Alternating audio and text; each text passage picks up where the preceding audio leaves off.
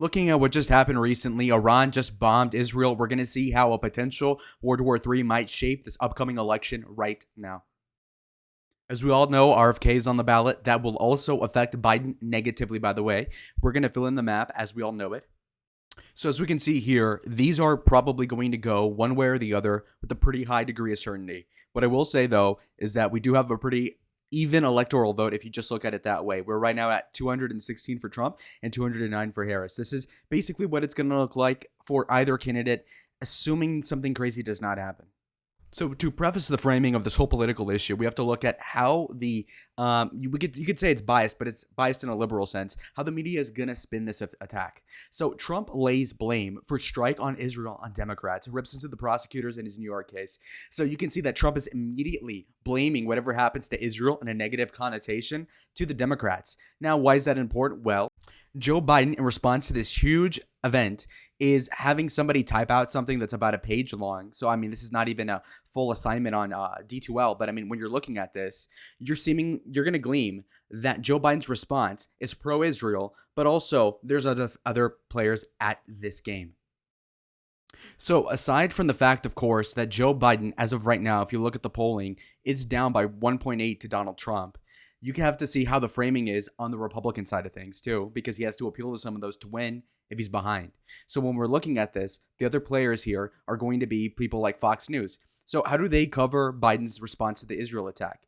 Any president would have an address straight up just reading off a teleprompter at worst, responding to the American people in their flesh, just saying like, here I am, I'm responding, I'm a stoic man. But Joe Biden, on the other hand, is over here. And how do they cover this? They don't have any footage of Biden doing jack squat.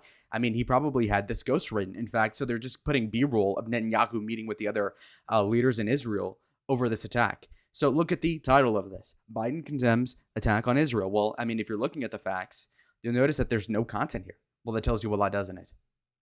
So first and foremost, we're going to look at foreign policy. Where's Joe Biden's approval rating on this fact alone? So as we all know, Joe Biden's approval rating as is already negative 14.9%. So he's down bad.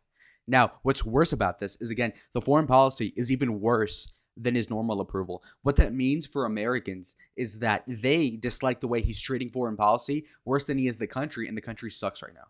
Now, why does the country suck? Well, let's look at another factor, the economy. So again, Biden's disapproval rating is negative 15, but his disapproval rating for the RCP aggregate on the economy, which is one of the biggest issues of all time, it's got to be negative 18.1% on the spread. Okay, so on aggregate, it's down even worse than what he is normally.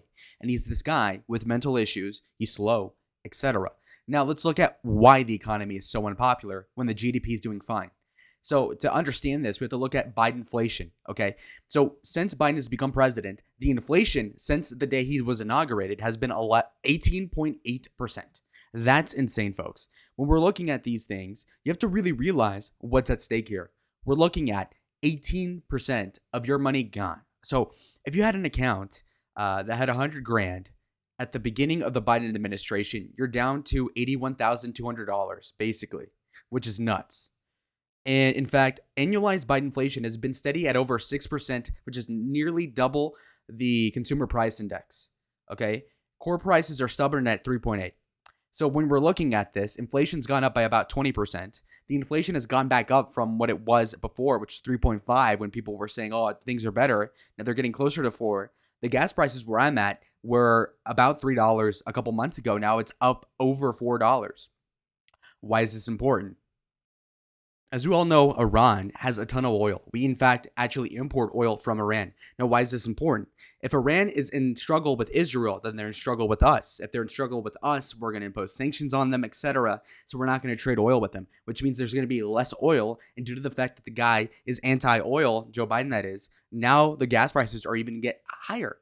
And what's more is that about a third of the oil price in America and over the world, because of OPEC, is speculative, like a stock. And so even though the oil percentages don't change that much, like Iran only controls, let's say, 2% of the world's oil, it's liable to change like 15% of the market value, just given the fact of how speculative the industry is. That's how economics works nowadays. In globalization, now we have a ton of issues with Iran.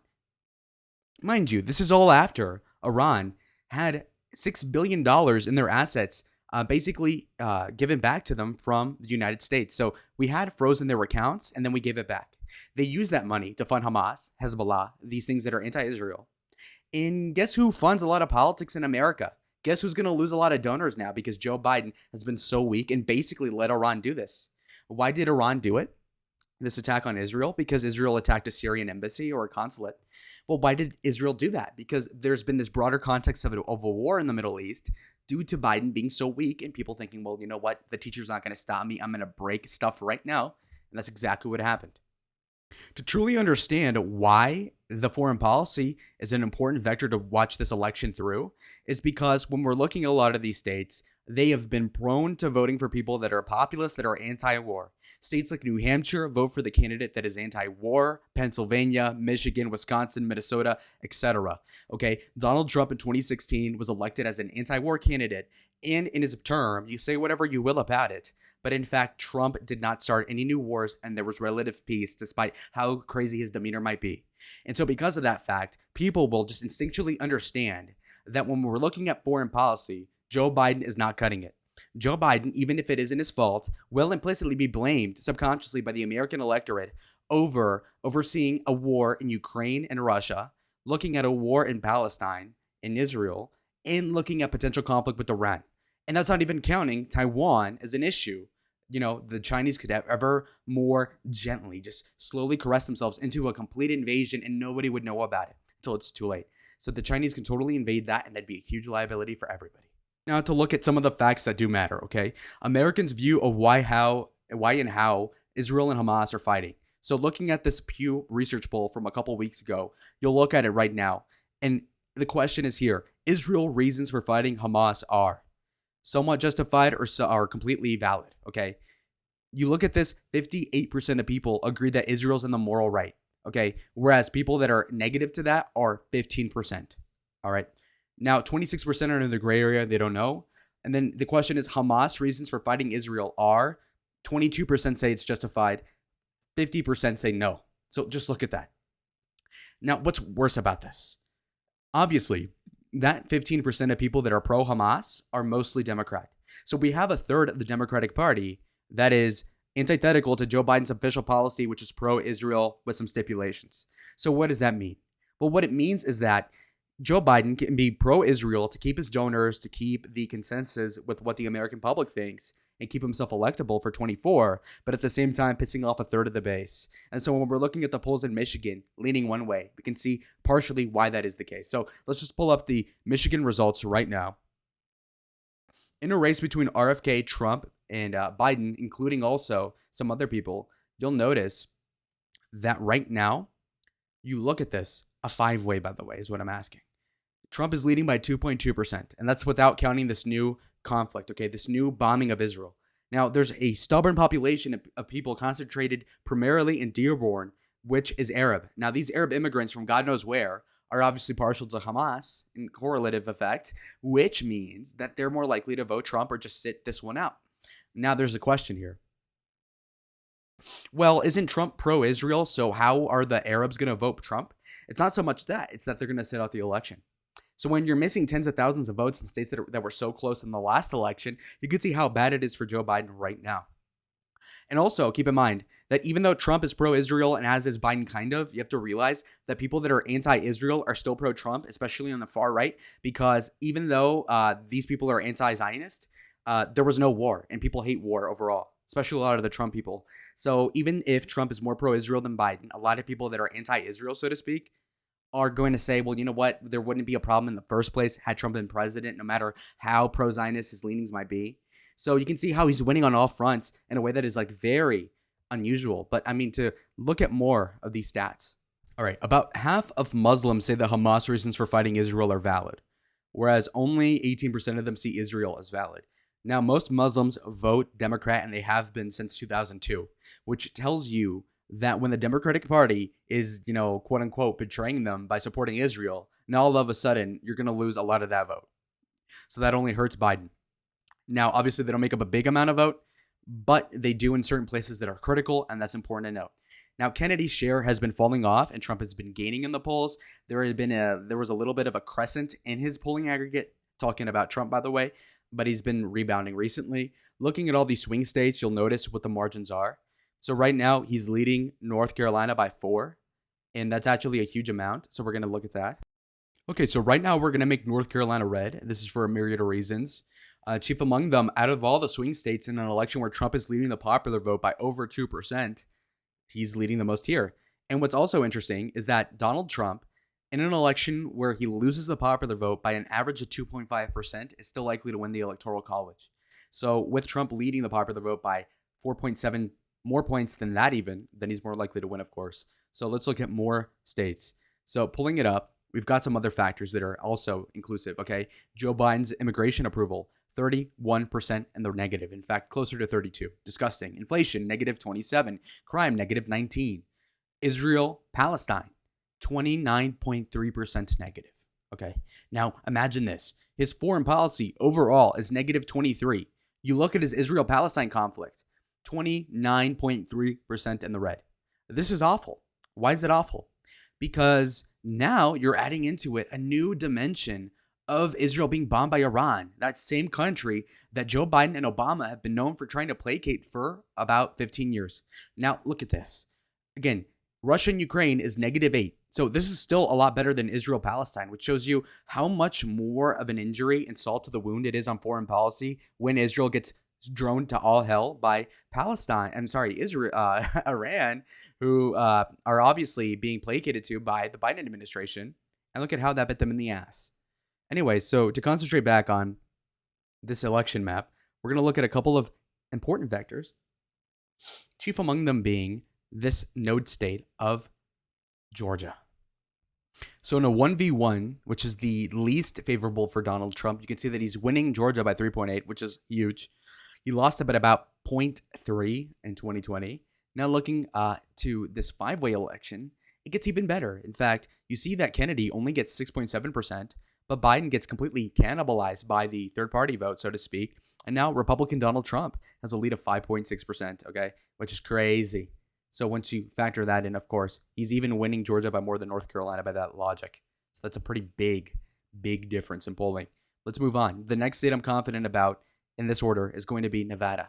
I think Nevada, it has a stronger case than Arizona because Arizona recently had this huge kerfuffle with the Doug Ducey appointed Supreme Court, majority speaking, that basically banned abortion in most cases. Now, that's not being enforced, unfortunately, but the point is that, of course, that hurts the Republicans indirectly.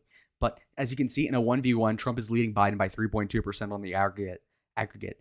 And look at this, 5.5% are also anti-Biden. Look at that, by that margin. So red Nevada. Also, what's in Nevada? A lot of casinos. Who runs a lot of these casinos? A lot of rich people. A lot of rich people fund Republicans because they're pro-Israel. And under Biden, Israel's been attacked and felt it. So you know what? A lot of these donors that used to donate to Republicans through AIPAC and Democrats through AIPAC are going to be like, you know what? You fucking suck. Okay, Joe, you know what? You're not defending us. You're cheating on us with Iran. You're trying to placate these Muslims in the party. They're going to take their money and put it in the Republican Party, is what I'm guessing.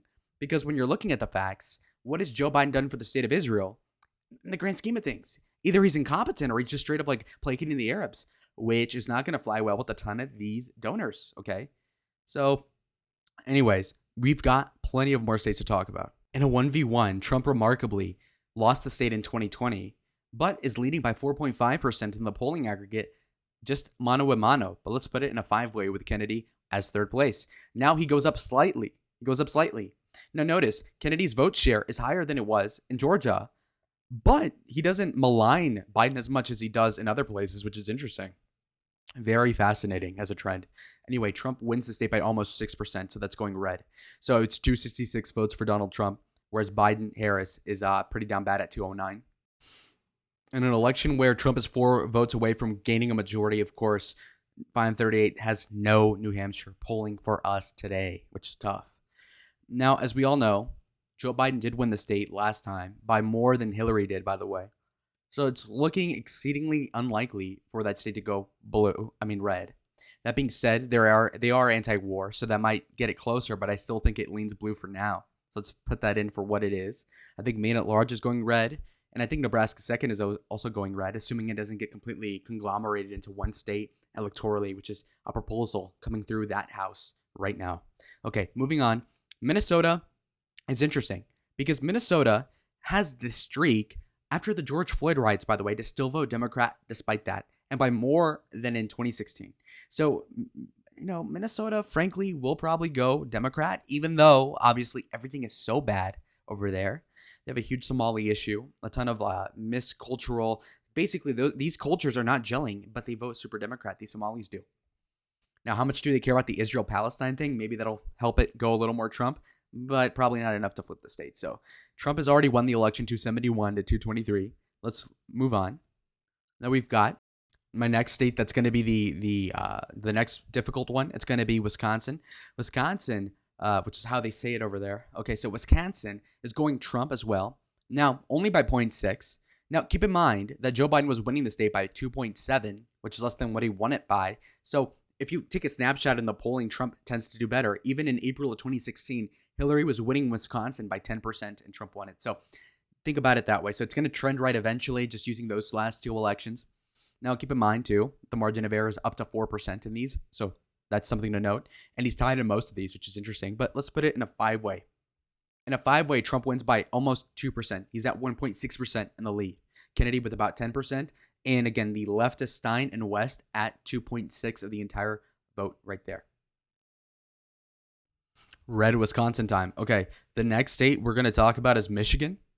So again, man to man, Trump is winning Michigan by almost 3% at a 2.8 margin. Now, five-way, let's look at this. So with all these third-party extrapertaneous candidates, is that how you say it? Anyway, these externalities actually help Trump. No, they don't. Oh, wow. In all states, they help Trump. But in this one case of Michigan, they hurt.